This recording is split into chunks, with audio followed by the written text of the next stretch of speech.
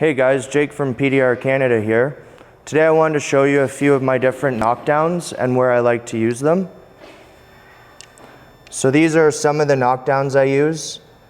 This one's just made of a plastic. This one's like a metal. This has a rubber tip.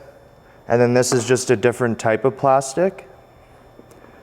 So usually with the rubber, I use that on surfaces that I'm trying to keep protected, or maybe I don't want to mark up as easy. And also for like larger high areas that I want to bring down. And then on the opposite end of that, we got the metal one, and that's a lot more precise.